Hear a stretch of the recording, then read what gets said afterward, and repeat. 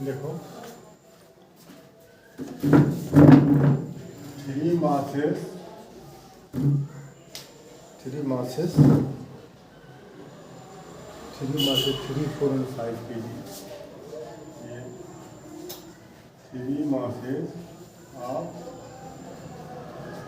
3, 4 and 5 kg.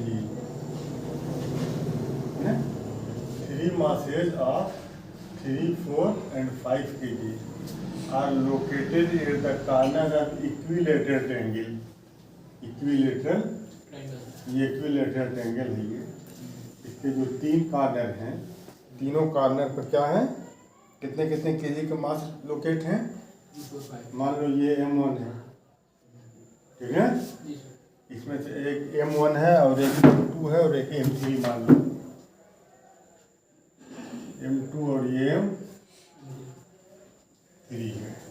तो M1 की जगह 3 हो जाएगा, M2 की जगह 4 हो जाएगा और M3 की जगह 5 हो जाएगा। बात समझ में? तो अब देखो यहाँ पर हम इसको पूछा सेंटर ऑफ मास है ना। तो सेंटर ऑफ मास जो होता है, सेंटर ऑफ मास क्या होता है? सेंटर ऑफ मास का x coordinate, centre of mass का y कोऑर्डिनेट और सेंटर ऑफ मास का z कोऑर्डिनेट। ये तीनों कोऑर्डिनेट आपको अलग अलग निकालना है तो सेंटर ऑफ मास मिल जाएगा।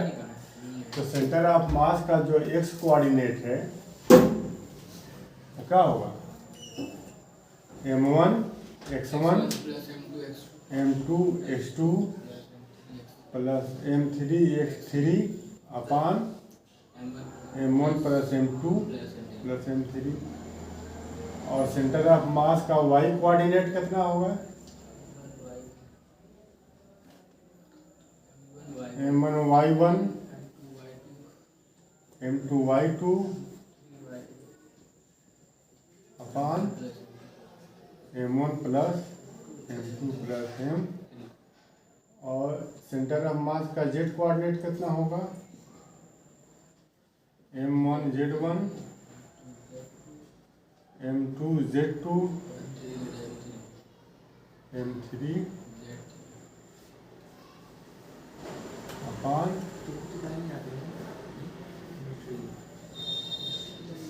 m1 plus m2 plus m3।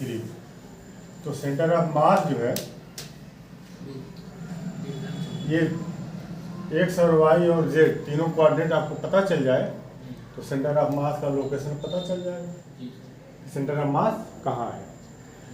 तो इसमें आप x और y एक्सिस जब आप बनाएंगे तो x और y एक्सिस आप ऐसा बनाइए कि आपको सवाल लगाने में, क्वेश्चन सॉल्व करने में थोड़ा आराम हो जाए, थोड़ा सहूलियत हो जाए।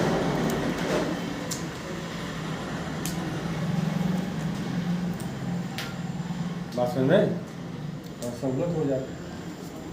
तो हम एक कोऑर्डिनेट को हम इस तरह से लोकेट कर रहे हैं। देखो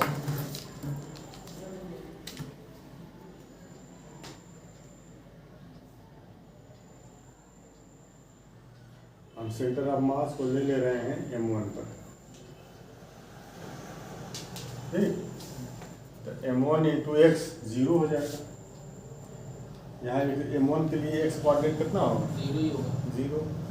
और m1 के लिए y कितना होगा, 0। m1 के लिए z कितना होगा, 0। ठीक, एक चीज तो हमें 0 मिल जाएगी, ठीक है। तो अब देखो हमको सबका x कोऑर्डिनेट और y कोऑर्डिनेट हमें पता करना है। इसका तो पता हो गया। और ये 1 मीटर साइड इसकी है 1 मीटर, इसकी भी साइड 1 मीटर। तो ये बीच में कितना आएगा, बोलो, 0.5 आएगा।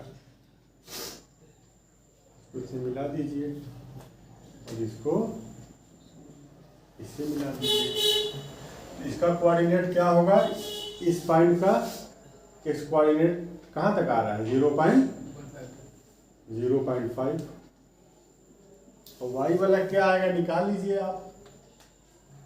ये 0.5 है, ये यहाँ से यहाँ कितना है 0.5। तो y वाला कोऑर्डिनेट निकल जाएगा आपको। मान लीजिए ये b है, ये a है, ठीक। तो इसका स्क्वायर प्लस इसका स्क्वायर इक्वल टू इसके स्क्वायर। इसके स्क्वायर में से इसका स्क्वायर माइनस करेंगे तो इसका स्क्वायर आ जाएगा ना। तो ए बी का square equal to O B का स्क्वायर माइनस ओ ए का स्क्वायर। तो ये ओ बी का स्क्वायर कितना हो जाएगा 1 का स्क्वायर 1 और माइनस ओ ए का स्क्वायर 0.5 का स्क्वायर। तो ए बी का स्क्वायर कितना हो जाएगा 1 माइनस 0.25। तो ए बी का स्क्वायर इक्वल टू 0.75 हो जाएगा। ये 0.75 हो जाएगा इसका स्क्वायर, ए बी का स्क्वायर। इसको पाइथागोरस से निकालेंगे। हाँ हाँ, पाइथागोरस से निकालेंगे ना, ठीक है। बोलो ये ठीक है ना।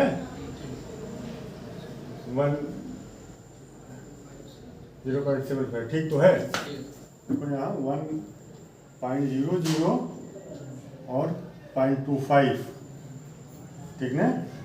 5 और ये 7, ये तो है, ठीक ना। तो इसका x कोऑर्डिनेट मिल गया और इसका y कोऑर्डिनेट मिल गया 0.75। 0.75 को अगर तुम उसमें निकालो 0.75 को अगर 100 से मल्टीप्लाई कर दो ऊपर नीचे, ठीक ना, तो कितना आएगा ये। अगर आप इसको 100 से मल्टीप्लाई कर दें ऊपर नीचे तो ये डेसिमल इसका हट जाएगा 100/3/4। तो ए बी कितना हो जाएगा A B equal to A B square equal to 3/4। तो ए बी इक्वल टू कितना हो जाएगा √3 और √4 का मतलब 2, ये आ जाएगा। आएगा कि नहीं आएगा।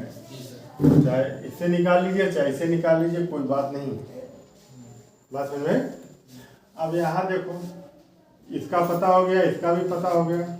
यहाँ आप देखिए ये यहाँ से यहाँ एक्स कोऑर्डिनेट कितना है 1 है, 1 मीटर लंबा है ना, इक्विलेटरल है तो बराबर होंगे।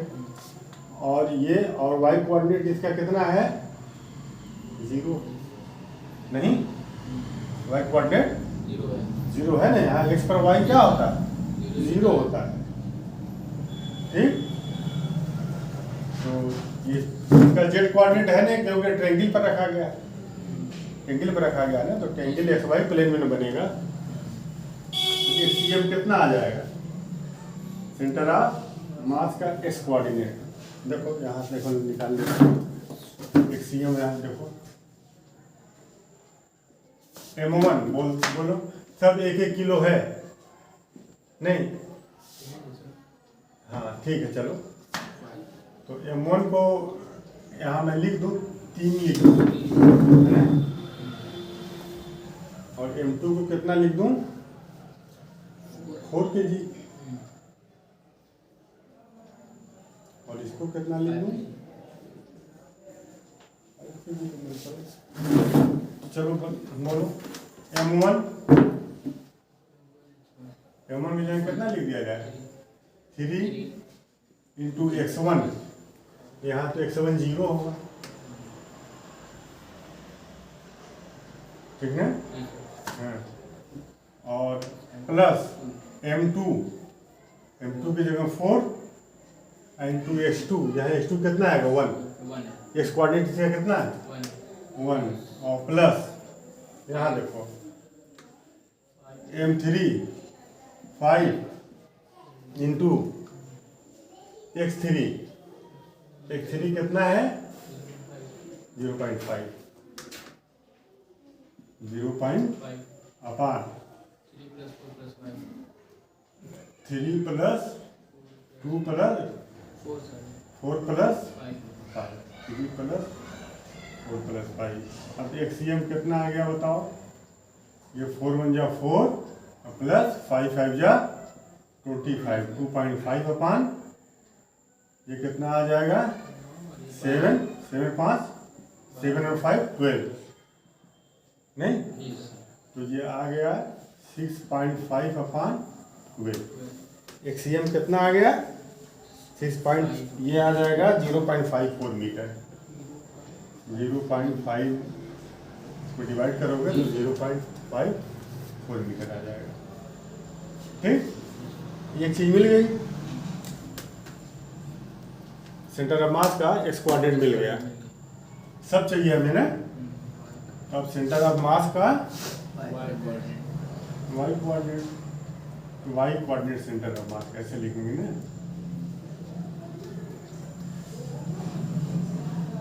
M1 Y1 M1 यहाँ भी Y0 है, 0 है ना, यहाँ Y0 है ना, सेंटर पर Y और X Y Z तीनों 0 होते हैं। तो 3 इंटू और प्लस M2 की जगह 4 इंटू Y 0 और प्लस M3 की जगह 5 इंटू Y2। ठीक, तो Y2 कितना है, ये Y कितना जा रहा है यहाँ से यहाँ, नहीं ये Y ये है ना, ये ना लंबाई Y है, Y एक्सिस पर ना Y होगा, तो ये Y कितना निकालेगा √3/2 या 0.75 निकाले हो, यही ना, √3/2। ए बी कितना आपने निकाला है, ए बी निकाले हो ना √3/2, तो वही तो यहाँ रखना है अपान, फिर ये कितना हो जाएगा 3 + 4 + 5, तो ये हो जाएगी, तो दोनों 0 हो जाएगा, तो 5√3/2 ठीक, और डिवाइडेड बाई 12, तो ये कितना आ जाएगा 5√3 डिवाइडेड, ये 1/12 हो जाएगा ना, तो कितना आ जाएगा 5√3/24, 5√3/24, ये आ जाएगा 0.36, ये कितना आएगा 0.36 मीटर आ जाएगा ये। अब इसका जेड कोऑर्डिनेट देखो, सेंटर ऑफ मास का Z coordinate M1 Z1, Z यहाँ 0 है, तो M1 की जगह 3 इंटू 0 प्लस, अब इसका जेड कोऑर्डिनेट हम क्यों निकालेंगे, जेड कोऑर्डिनेट इसमें है ही नहीं, ये प्लेन है ना, ये ट्रायंगल है, ये प्लेन में है, इसमें जेड कोऑर्डिनेट कहाँ होगा, नहीं जेड कोऑर्डिनेट तो जब उसकी ऊंचाई रहेगी इस पर ना जेड कोऑर्डिनेट होगा, यहाँ इसका लोकेशन बताना है तो x और y, फिर ऊपर की तरफ z, ये तो प्लेन में है ना, प्लेन में जेड कोऑर्डिनेट नहीं होता है, हो गया। तो सेंटर ऑफ मास कितना हो गया, centre of mass location of centre of मास कितना हो गया, x वाला कितना आया था 0.54 और 0.36, ये सेंटर ऑफ मास का लोकेशन है। सेंटर ऑफ मास कहाँ आएगा, 0 से यहाँ से O से, ये O है ना, O से 0.54 थोड़ा सा आगे जाएगा, 0.5 तो यही है, 0.54 थोड़ा सा आगे जाएगा, और 0.36 ऊपर, 0.36 ऊपर जाएगा कहीं।